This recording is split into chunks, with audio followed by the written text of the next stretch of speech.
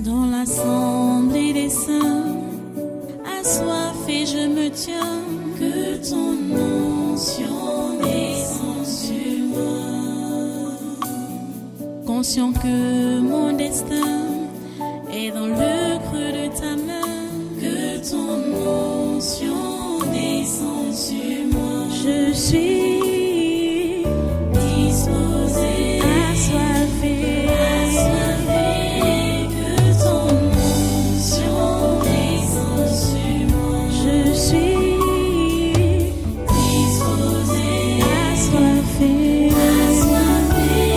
que ton onction descende sur moi.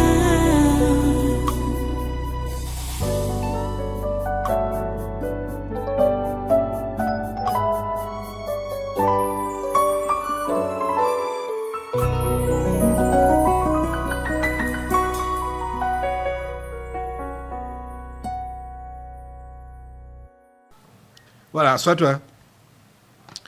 On va courir, hein. Maintenant, là, on part dans l'affaire Martinez-Zogo. Il y a eu audience lundi passé. Je veux que vous puissiez regarder et écouter ceci. C'est le reportage de Canal 2. Et le tribunal militaire a rouvert ses portes sur un nouveau chapitre dans le procès de l'affaire Martinez-Zogo. Chaque déposition est une pièce d'un puzzle judiciaire. Et ce lundi, un sous-lieutenant a été le cinquième à monter à la barre, avec un témoignage qui pourrait bien faire basculer le dossier. Nous rejoignons sur place notre envoyé spécial Arnong Efak. Bonsoir Arnong. Bonsoir à vous. Le sous-lieutenant Legrand Gambi a retracé devant la barre son premier contact avec le lieutenant-colonel Justin Danwe daté du 30 décembre 2022. Selon sa déposition, l'officier supérieur lui aurait proposé d'administrer une correction à Martinez-Zogo, présenté comme un journaliste qui parlait mal de son chef. Ce sont ses propres mots. Une mission qu'il affirme avoir refusée malgré plusieurs relances reçues ultérieurement via les messages électroniques WhatsApp. Occupé aux préparatifs de sa cérémonie de galonnage, l'officier subalterne dit n'avoir pas donné suite, même après avoir reçu toujours de la part du lieutenant-colonel Justin Danwe une somme de 25 000 francs pour l'arrosage de ses galons. Il assure avoir découvert l'enlèvement de Martinez-Zogo à travers un forum interne de la gendarmerie, celui du groupement territorial de la gendarmerie. Il dit avoir saisi sa hiérarchie, en l'occurrence le lieutenant-colonel Haïssi, commandant du groupement territorial de gendarmerie à l'époque, pour dénoncer cette opération dont il avait eu vent. Cette dénonciation a donc permis de constituer l'élément déclencheur de l'ouverture de l'enquête préliminaire et des premières convocations qui mèneront aux arrestations non seulement du lieutenant-colonel Danwe mais de plusieurs membres du commando. Soumis au feu croisé des questions des différentes parties au procès, le sous-lieutenant a tenté de se dégager de toute implication directe. Il lui a fallu près de 5 heures de temps d'interrogatoire contradictoire pour livrer sa version des faits. Actuellement, le 6e témoin est en cours d'audition.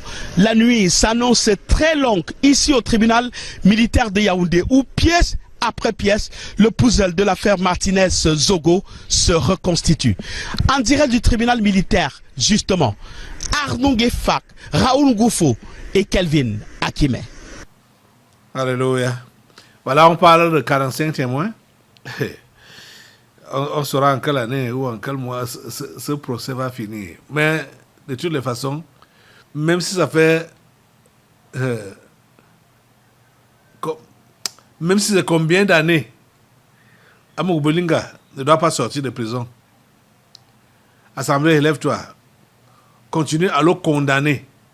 Comme le diable lui-même il continue à activer le diable, à le libérer, toi aussi continue à le condamner. Qui reste là-bas à Konengi? C'est l'emprisonnement à vie, ou sa peine est mort, il ne sait même plus quelle est la peine qu'on doit donner à celui-là et à ceux-là. Au nom de Jésus, Amour Boulinga ne sort pas de cette prison. Il ne sort pas. Il reste en prison. Il reste en prison. Il reste en prison au nom de Jésus.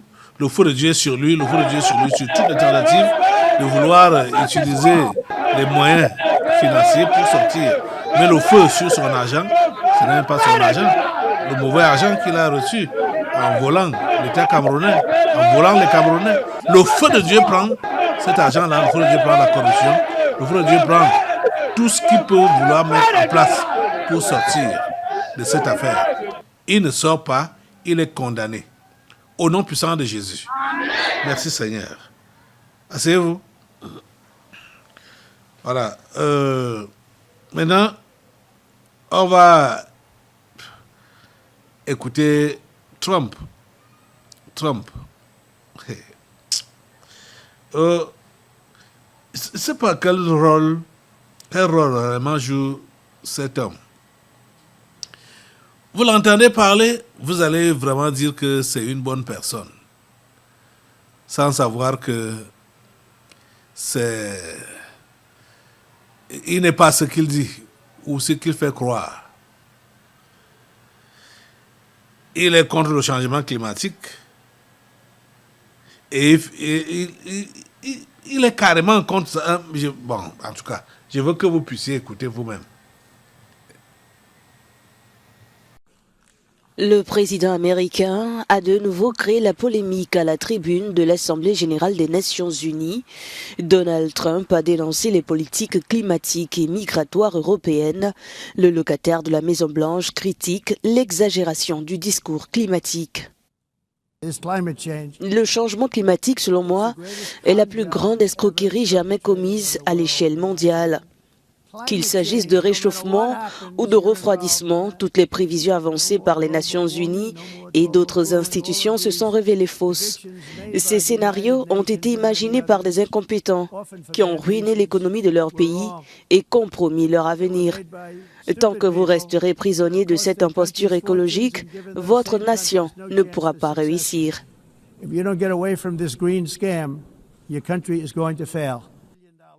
Donald Trump, qui a lancé une grande opération d'expulsion d'immigrés en situation irrégulière, a reproché à l'ONU de financer une attaque contre les pays occidentaux et leurs frontières avec ses programmes d'aide aux migrants. Je suis président des États-Unis, mais je me fais du souci pour l'Europe.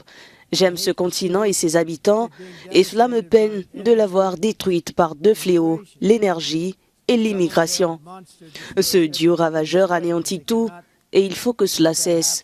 Vous agissez par souci de bienveillance, par désir de rester politiquement correct, mais vous êtes en train de détruire votre héritage. L'Europe doit reprendre immédiatement et fermement le contrôle de cette crise migratoire sans précédent, ainsi que cette soi-disant crise énergétique, avant qu'il ne soit trop tard. Enfin, Donald Trump a affirmé qu'il mériterait un prix Nobel pour avoir, selon lui, mis fin à cette guerre.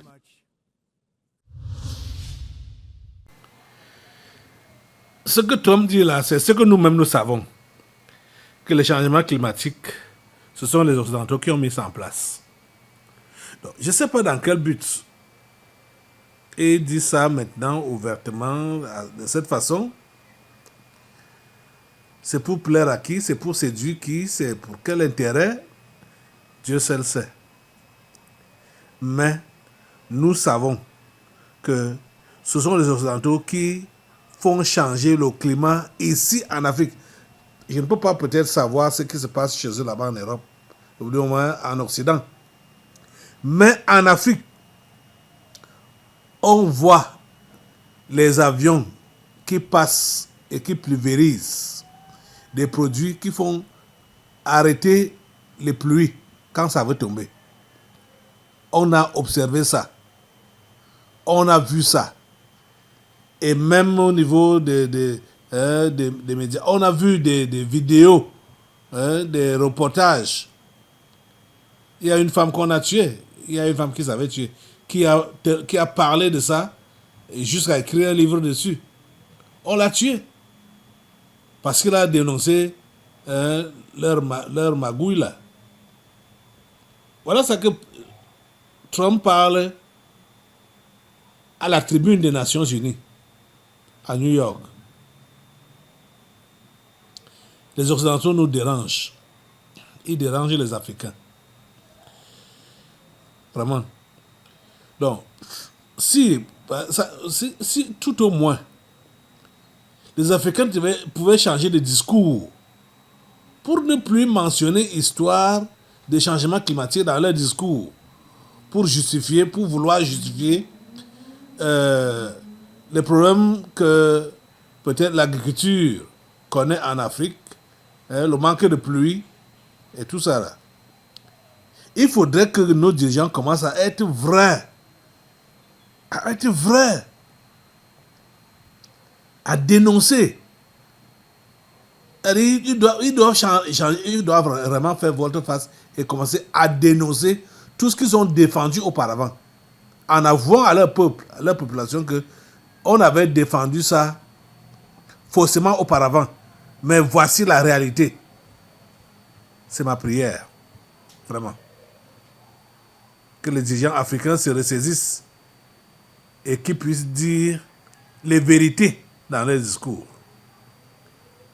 Vous voyez, suite à cela, nous allons également regarder la vidéo sur l'AS, comment ils sont retirés de la Cour pénale internationale.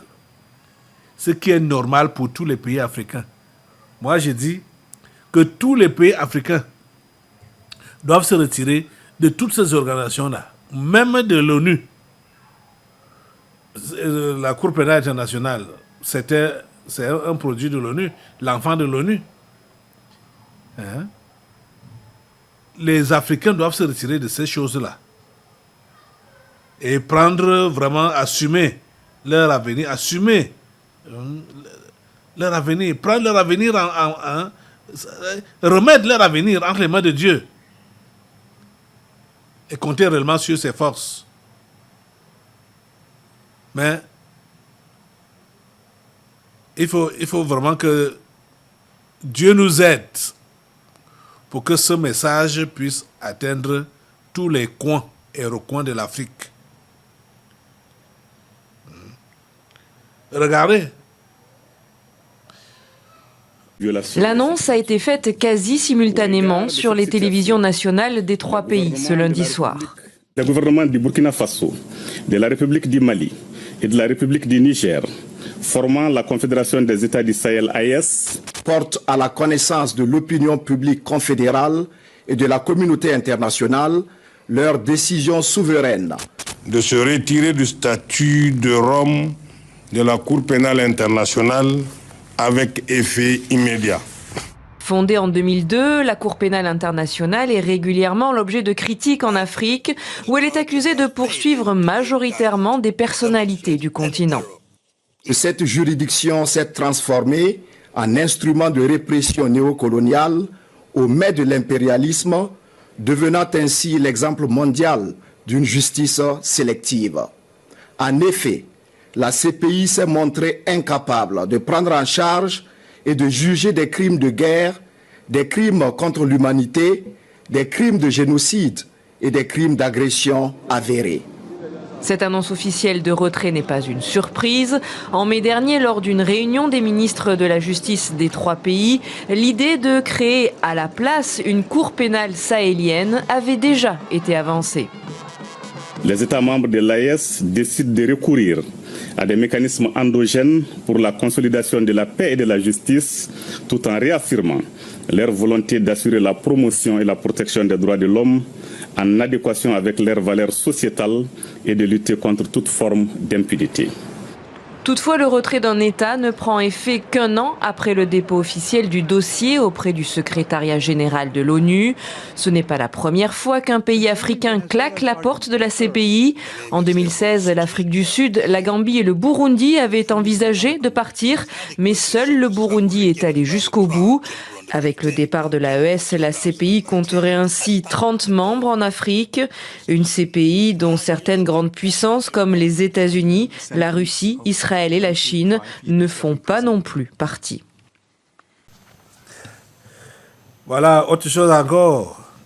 Ce qui est donc marrant, c'est que les Africains n'arrivent pas à s'entendre entre eux. C'est bizarre. Et c'est surtout les petits pays africains là qui font ça. Comme les deux petits pays qui sont en bas de chez nous ici, en bas du Cameroun ici là. Le Gabon en tête. Je ne sais pas ce que ça leur donne d'être xénophobes. Je ne sais pas. Mais les amis, écoutez, les histoires de l'Internet, des querelles sur Internet, ça doit pousser les gens à faire ce qu'ils ont fait là. Hein? Regardez ce que les Gabonais ont fait aux Béninois. Hein? Regardez ce qu'ils leur ont fait. Regardez.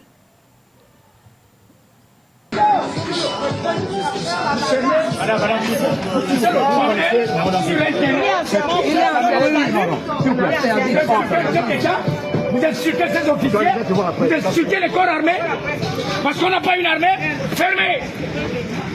Et si je vois ça vous faire dans les 48 heures, vous devriez demander pardon au président de la République de son peuple. Je prends mes responsabilités, je suis patriotique. Tout sauf mon président, tout sauf ça. Vous qui faites comme des rats chez vous et vous voulez venir emmerder les gens.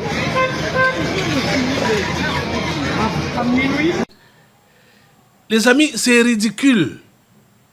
Quand vous allez vous rendre compte de l'origine de ce que vous avez vu là, comment on violente, comment on menace, on ferme les commerces des Béninois là-bas à Libreville.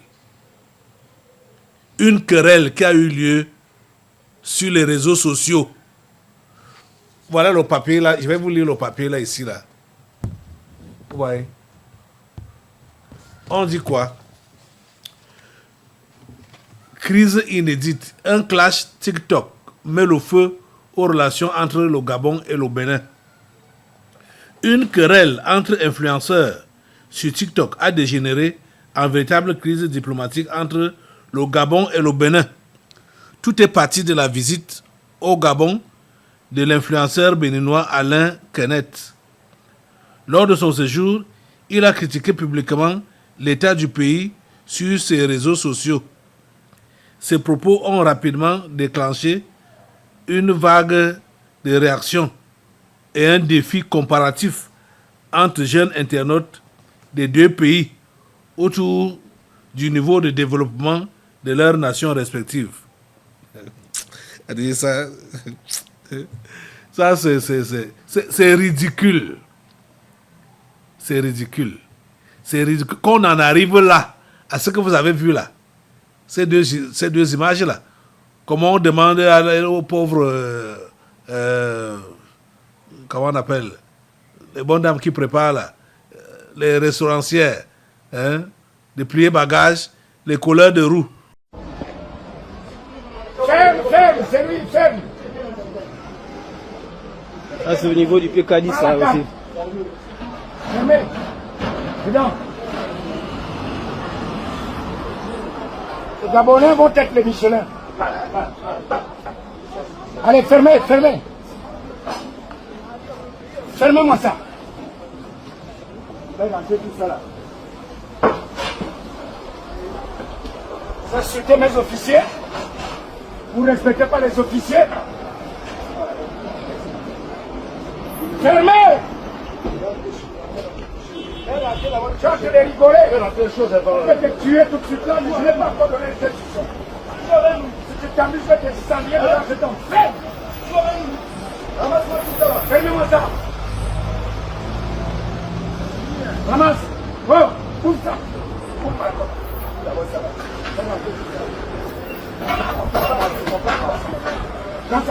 Nous-mêmes,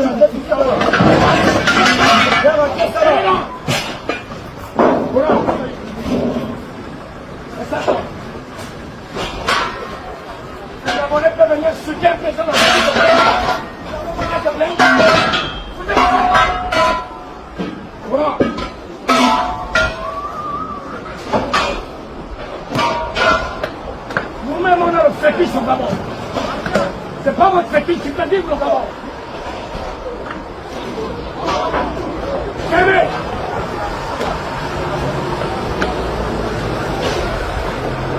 Si je vois ça ouvert, tu vas me sentir.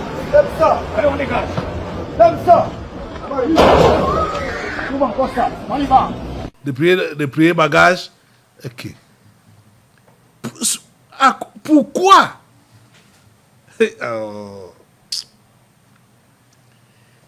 Et surtout, l'homme qui les met, c'est ridicule. C'est très ridicule. Et c'est comme ça que l'Afrique va donc s'intégrer. C'est là l'intégration africaine. Ça va passer par là. Par ce genre de comportement. Ah. Ça, c'est quoi ça? Ça n'a pas de sens. Ça n'a pas de sens. Vous voyez que les pays africains doivent mûrir, comme le Cameroun. Le Cameroun est mûr, hein? Très mûr. Ce n'est pas pour rien que le Cameroun a un chef d'État de 92 ans. Parce que c'est un pays mûr, mature. Ça, ce sont des conneries. Comment est-ce que des citoyens ils vont se comporter comme ça vis-à-vis de leur pays africain parce que un a déconné dans les réseaux sociaux? Ça sert à quoi? Hein? D'amener ça jusqu'à ce niveau. C'est ridicule, très ridicule. Très ridicule. On a insulté le président et puis il faut aller au-delà. Hein? Les Français avaient raison de dire qu'on répond les imbéciles par un silence. Hein? Donc, quand vous allez faire comme vous allez chasser les Béninois, ça va enlever l'injure sur le président, ça va enlever l'injure sur votre nation, ça va enlever les critiques qu'on a dit là, que le Gabon n'est pas développé. Okay. Vous devez même avoir honte, Gabonais. Vous devez avoir honte. Parce que ce pays-là, votre pays, ce n'est pas le pays des Béninois. Mais regardez où est-ce que vous partez les chasser. Dans quel quartier de maison ils sont. Pour faire leurs activités même. Les activités commerciales que vous êtes en train d'arrêter là. Regardez la quartier de maison. Regardez, vous-même regardez. Ça vous fait pas honteux? Quand on va dire que vous n'êtes pas développé, vous allez vous fâcher. Ok. Ça doit vous faire honte. Ça, c'est quelle histoire, ça même? Hein? C'est quelle histoire, ça? Parce qu'en ce qui concerne les constructions, là, il n'y a même pas à comparer. Je n'entre pas dans vos polémiques, hein? Mais il n'y a pas à comparer. Cotonou et Libreville, il n'y a pas de comparaison. Franchement parlant, il faut être objectif. Hein? Entre Cotonou et Libreville, il n'y a pas de comparaison. Vous fâchez, vous commencez à maltraiter les gens. Hein? Mais ça, c'est quoi ça? C'est honteux, hein? C'est honteux. C'est honteux.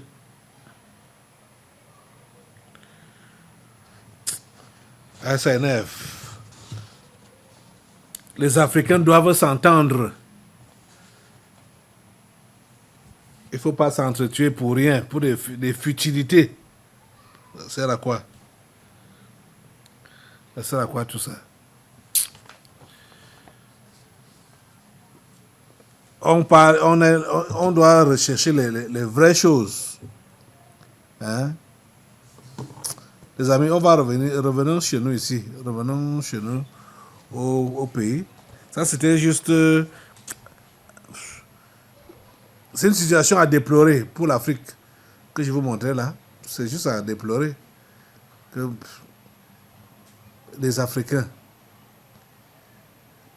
dans tout ce qui se passe là, tout ce qu'on fait là, les réunions qui se passent, les trucs... Oh Seigneur, ça fait mal. Ça fait mal. L'homme là va dire, je ne sais pas, ils ont reçu le quitus de qui pour fermer les commerces des Béninois. L'homme qui avait le pantalon de tenue militaire là. Donc le chef d'État est d'accord que ça se passe comme ça se passe là. Mais ça c'est quoi ça? Hein?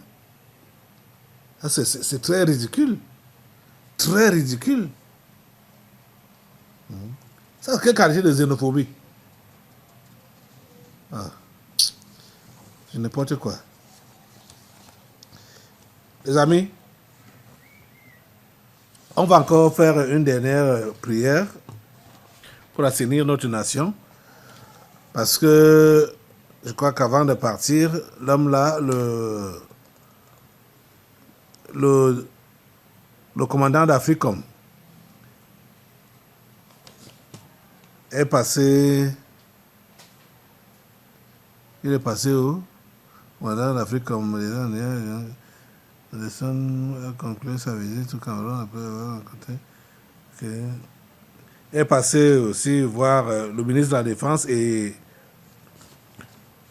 le BIR, accompagné de toujours Christophe Alamora. Voilà. Lève-toi. Nous devons effacer les traces de Lamora partout pour mettre pied au Cameroun. Nettoyer cela avec le feu du Saint-Esprit.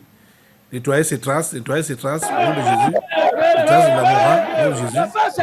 Tout esprit, tout démon qu'il a promené avec lui vers le biais là-bas, ou à Maroua, partout là, au ministère de la Défense. Jésus, le feu de Dieu, le feu de Dieu, le feu de Dieu, le feu de Dieu. Le feu de Dieu, calcine cela, le feu de Dieu, calcine cela. Le feu de Dieu nettoie. Le feu de Dieu nettoie, le feu de Dieu nettoie le passage de Lamora avec Anderson, au nom de Jésus. Merci Seigneur, parce que tu as tout nettoyé, tu as tout neutralisé. À toi toute la gloire et tous les honneurs. Dans le puissant nom de Jésus, nous avons prié. Amen, amen. Voilà, restez debout. Nous allons maintenant passer à la parole. Hein. Prenons nos Bibles. Nous prenons nos Bibles dans le livre des Actes des Apôtres.